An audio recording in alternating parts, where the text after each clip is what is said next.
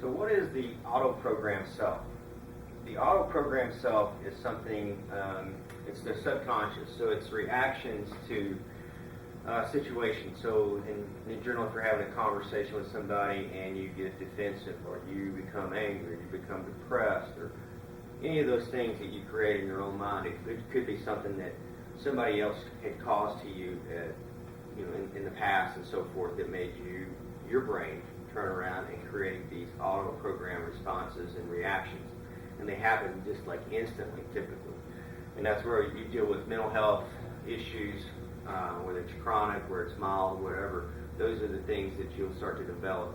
And the thing is, the great thing about these auto-programmed responses is they can actually be they can be positive, but it's very hard for the human, for us as humans, to do it.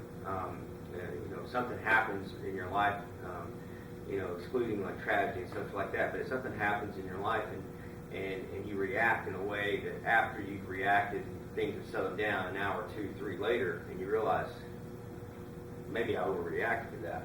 Those are our auto-programmed responses, and I think you get the point, but there's a million of those, and people have their own view on it and so forth. But it's just like walking up and opening your car door, boom, it just happens. You don't think about it. And again, that can be good, and that can be actually great, depending on how you are programmed and how you are wired. So typically, when you're dealing with the auto-programmed self, you're going to have something that if you reflect on yourself and you're trying to become a better human being, which I think most people are, then you find them.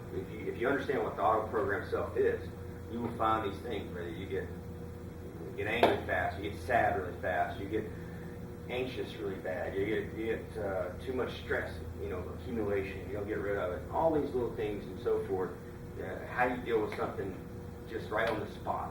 So somebody triggers you, and all of a sudden you may just jump right back. It may be married, maybe your spouse, it may be your kids, it may be your going to friends, it may be your best friend, it may be somebody you don't know. They do something, and it sparks a reaction.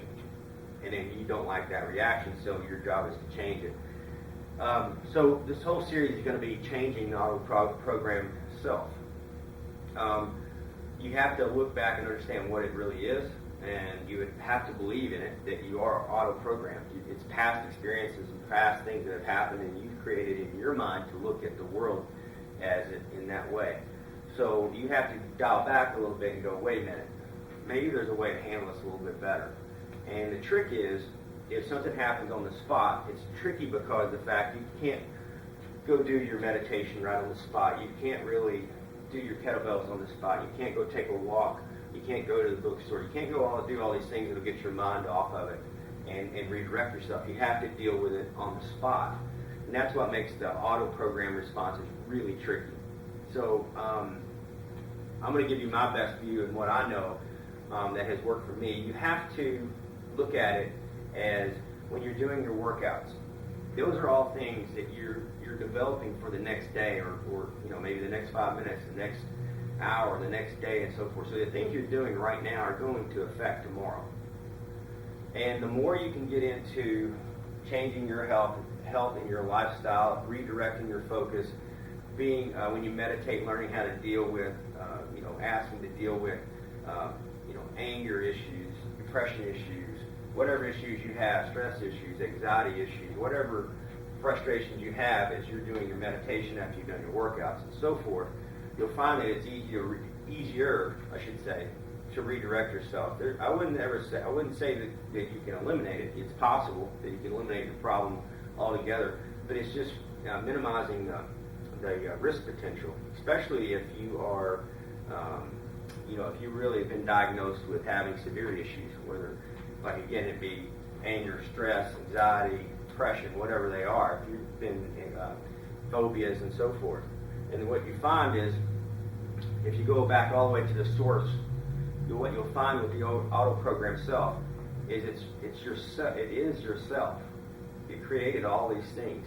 Even if somebody else did it to you in your past, no matter how bad it is, you programmed your brain to respond a certain way to the world because of that, or just the way you believe, how you've been raised. There's so many factors that have been in that, but in general, you created that world.